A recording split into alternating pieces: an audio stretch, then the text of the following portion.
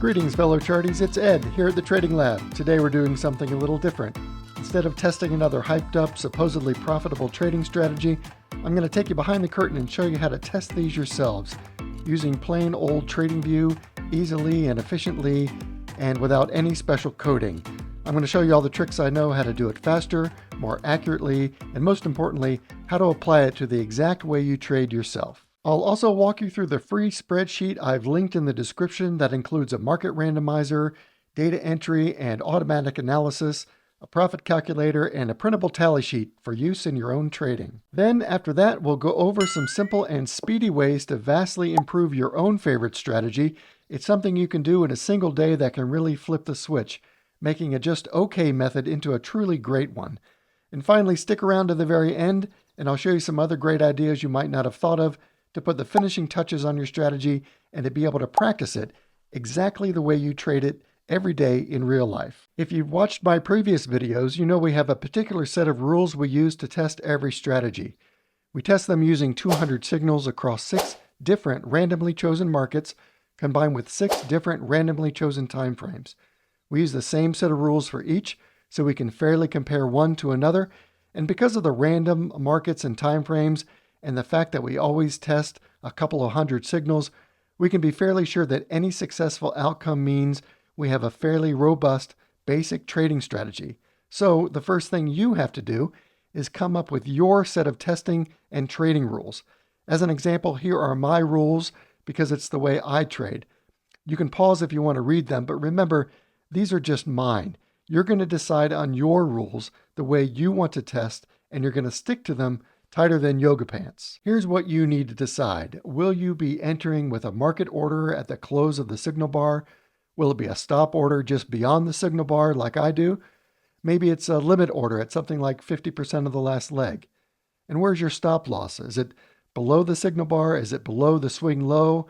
Is it at something like 2 times the ATR? Where's your target? Is it 2 to 1? Is it 3 to 1? Is it more? Is it the next support or resistance?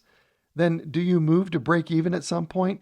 I always move to break even after reaching 1 to 1, but maybe you follow with a 1 ATR trail or 30 pips or the low of the last candle or nothing at all and let it run and see what happens. Does it go to the target or does it go to the stop loss? A very important thing to know is where you're going to cut the trade, either before or after your entry. For example, in real life, you most likely won't let your trade run forever, so you've got to figure out where you're going to call it a day and shut it down. For me, it's 40 candles, but maybe for you it's 20 or 100. You have to know before you test where you're going to end the trade. And what about before the entry? What if it doesn't trigger your entry order? Do you cut it after 3 or 4 bars like I do?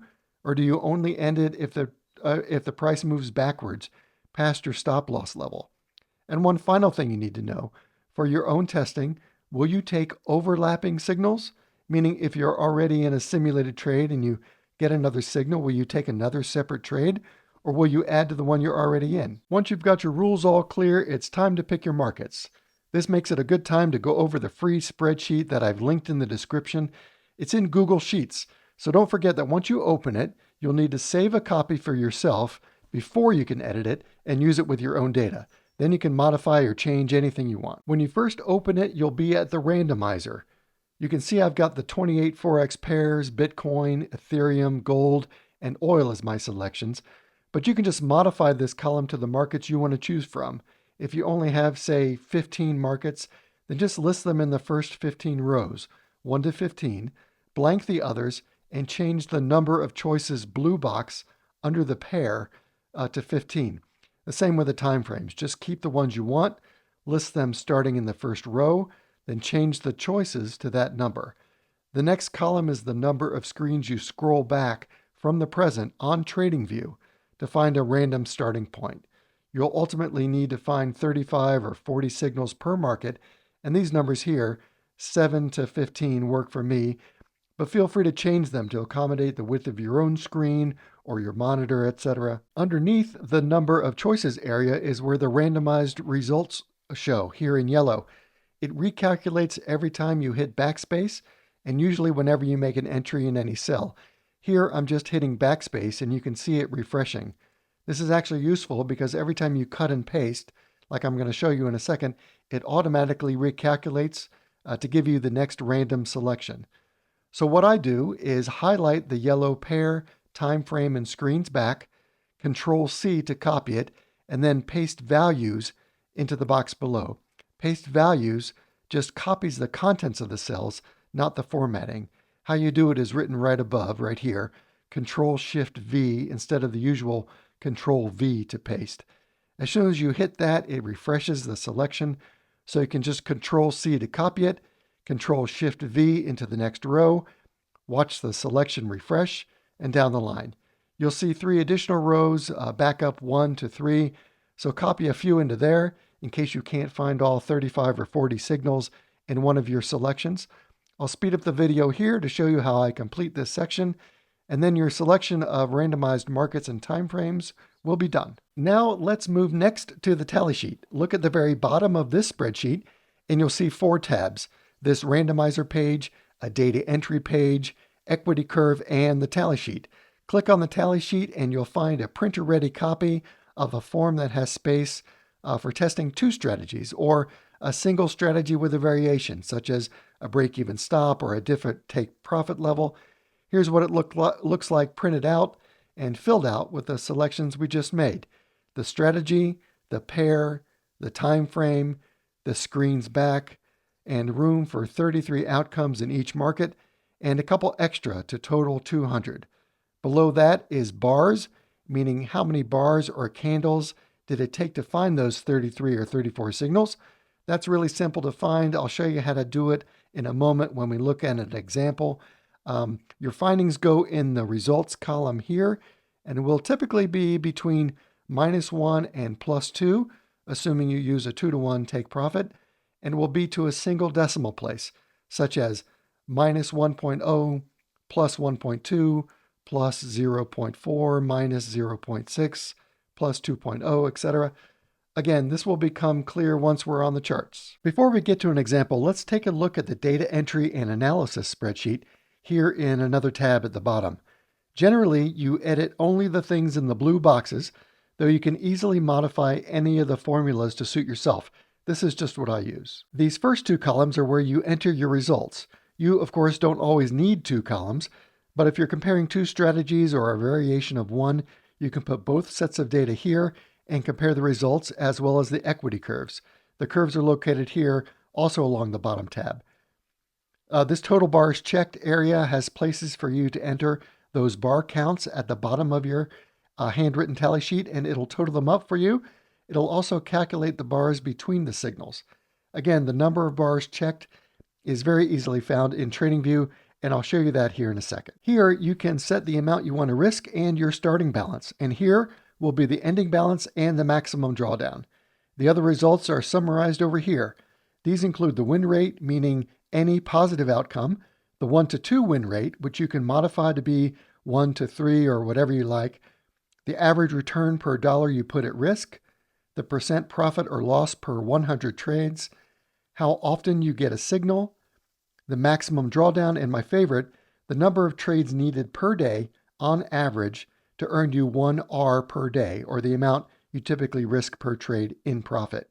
In this case, the average number of trades a day you need to find and enter to earn an average of 1% a day over time. Now let's do an example. We'll take the results of the randomizer and we'll start testing the highest rated strategy on this channel as of this date. That's the classic MACD cross with a 200 period exponential moving average. The details of this strategy are found in this video. It was the winner of our Ultimate MACD battle. I'll link it at the end of this video in case you want to check it out. The first thing to do is to add all the markets from your randomizer results to your watch list. We'll add all 9, the 6 main markets and the 3 backups. So you click the plus sign and then you start typing the pair name. You'll usually see lots of choices of feeds from different companies. I always pick a single broker for all of them, such as Owanda or forex.com, and I choose a broker that I don't currently trade so that my markings won't interfere with my regular trading. So let's choose Owanda for all the pairs that they have available, and I'll speed this up now. If Owanda doesn't have that market, I'll just choose another broker for that particular market. The first thing I do is open each one and type the time frame and number of screens back that I've entered on my tally sheet. This helps more than you might expect because so many times I've started marking signals on the wrong time frame because I simply switched to the next market on my list and I forgot to change the time frame. For this, you'll want to use anchored text. Here, you'll see it's got a little anchor, meaning it stays in the same place when you move the charts. My anchor text is yellow versus regular text here in blue that sticks with the nearby candles. Do that for all 9. I promise you'll thank me later. After you label each with the time frame and screens back, you might as well go ahead and switch to that time frame and scroll that number of screens back to mark your random starting point. Let's do one of those now. We'll switch to the correct time frame and start scrolling back the specified number of screens. Once we get there, we'll put a vertical line, that's this drawing icon, at your starting point. I always use the color cyan for that, and you'll see why in a moment, but you can use any color you like. Do this for all 9 markets, your 6 main markets, and your 3 backups. Now, add your indicators for your strategy. Here, for the MACD cross test, it's just the 200 EMA and the standard MACD. And then we're ready to start marking the signal bars. Because this strategy, like nearly all that I test, is essentially mechanical and uses no trader discretion, I can just mark the signals with all the bars showing. If your strategy requires some decision making in real time, or depends on support or resistance levels, or uses something like Ichimoku, fair value gaps, order blocks, and the like, you might need to use the replay mode to hide the future candles. That will, of course, take much longer to find your 33 or 34 signals, but it's still quite fast if you're just marking the entries and not yet evaluating the trades. Either way, we're going to mark these signals with another vertical line. Here, for this MACD strategy, in a quick nutshell, we're looking for longs when the price is above the 200 EMA and shorts when it's below. The long signal is a cross up while being below the histogram, and the short signal is a cross down while being above the histogram. The strategy details don't matter here at all. You can watch the MACD battle video for that. Suffice it to say, here's a signal you want to mark, and then here's another. Again, I do this with another vertical line, this time in the color orange. The reason I use orange is that after I check each signal to see if it's a winner or a loser or a break even, if I'm planning to improve the strategy later, I'll want to change that line color to green for a winner, to red for a loser, or yellow for a break even. Say this one turns out to be a winner, I just change the vertical line color from orange to green. We'll talk much more about improving your strategy later in the video, and you'll see why we do that. But for now, that's why I use the neutral color orange for marking the signals. So you progress like this through all the markets, making sure you've marked at least 34 signals with each market. I actually mark about 40 because according to my rules, if the price doesn't trigger my stop entry order before the 4th bar, that one gets eliminated. So I need some extra. But if your strategy uses market orders at the close of the bar, you'll only need to mark 33 or 34 signals. Now we have to evaluate each of the signals. Most people use the short position, long position tool, but that's too clunky, really slow, and much harder to use for our purposes. Instead, I use the Fibonacci tool. You can easily modify the settings and save it as a template, and then switch back and forth to the actual fib if you use Fibonacci extensions in your trading. Here's how to do that. This is how it looks when you open it with default settings. It's just a regular fib. Now I'm going to switch it to my template I call testing. And here's how it looks now. -1 up to 3 in 0.2 increments, then 3.5, 4, and 5. Here are the settings with the line colors I use, and then the other settings below that. Pause the video if you want to copy them down. Once you've inputted these settings, just go to Template and Save As, and name it Backtesting or whatever you want. Then you can switch back and forth to the regular Fibonacci default settings whenever you want by hitting Template and Apply Defaults. Okay, now you can easily and quickly start evaluating your signals for wins, losses, and break-evens. Let's look at a couple of signals for this MACD strategy, and you'll see just how fast it goes. First, we set the 0 line, our entry, here in orange, just above the signal bar in my case, since I use a stop entry order. If you use market orders, you'll set the orange line at the close of the bar, of course. Now widen or tighten it to place your stop loss, the red -1 line, at the level of your stop. Now you can see if it hits 1-to-1 in yellow, the 1-to-2, the green take profit line, or -1, the red stop loss line. Now you move to the next. Set the orange entry just beyond the signal bar, move the red to your stop loss level, and record the result. You'll need just one more thing as you work your way through the signals, and that is the price and time drawing tool. That's this icon here. This easily measures the number of bars in the box that it makes. One of my rules is that I close trades that don't complete in 40 bars. So I set the price and time box to 40 bars, and I move it along behind me as I go one by one through the signals. Here, when it doesn't quickly hit my stop or my take profit, I can quickly see where the 40th bar closes and then record that result on my tally. As I mentioned before, if you're planning to try to improve your strategy, it helps to change the color of the orange vertical line to green for winners, red for losers, and if you're marking break-evens, then yellow for that. An additional thing you might want to consider if you're planning to work on your strategy later is to use the regular text tool to number the valid signals. I mark every 5 along the way, all the way through 200. And this will come in handy if you decide you want to try adding another indicator into the mix and you're evaluating the effect. More on that later, but this is a good time to mention it. The last thing you'll do as you complete each market is to measure the number of candles you evaluated. After you finish recording your 33 or 34 signals, all you do is zoom all the way out, take that same price and time tool, putting one end on the last valid signal you measured, and drag the other end to the cyan starting point. Then you just read the number of bars. You enter that number at the bottom of your tally sheet under that market. Once you reach your 200 signals, you go back to the spreadsheet and enter the data here, where I showed you before, and then enter the bar counts here, where they can be added up. That's all there is to it, and your results will automatically be calculated. In this case, I just re-entered the data from the original MACD battle video with the classic MACD cross as Strat 1 and the second place super trend strategy as Strat 2 as the examples. You can see the results here and the equity curve comparison here. So that's the basics of the initial testing. Once you've run this a few times, you'll see that you can thoroughly test a complete strategy in just a few hours and get a really good idea whether or not it's worth your time. There are so many false claims of magic indicators and strategies on the web, especially on YouTube. This sort of quick, accurate, random, manual backtesting can keep you from wasting your time and money on some promise that was just uploaded as clickbait. Now let's talk about improving a strategy. Say you've got a good one that performs well, like the classic MACD, and you want to see if adding a different moving average or some sort of volume indicator makes any difference.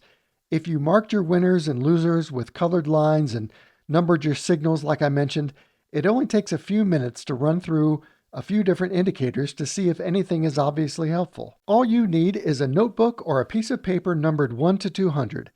Add the indicator you want to test to your chart and simply put a check mark next to that signal number when you get a confirmation signal for one of your winning trades or a no-go signal that would have kept you out of a losing trade.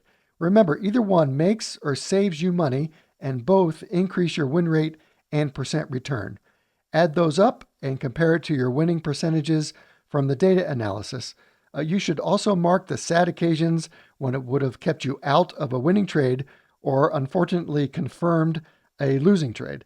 With this method, it's easy to try lots of different types of confirmation indicators, volume indicators, or baselines, and it's especially helpful if you're developing a strategy using VP's algorithm from the No Nonsense Forex YouTube channel. In a different way, you can also improve your strategy by recording a bit more information when you're doing your initial measurement of winners and losers. For example, when you use the fib tool, like I showed you, you can also measure maximum excursion for each trade, meaning how far do your typical winners run? Do they typically get to 3-to-1 or 4-to-1 or 5-to-1? What if you closed half at 1-to-1 and left a runner?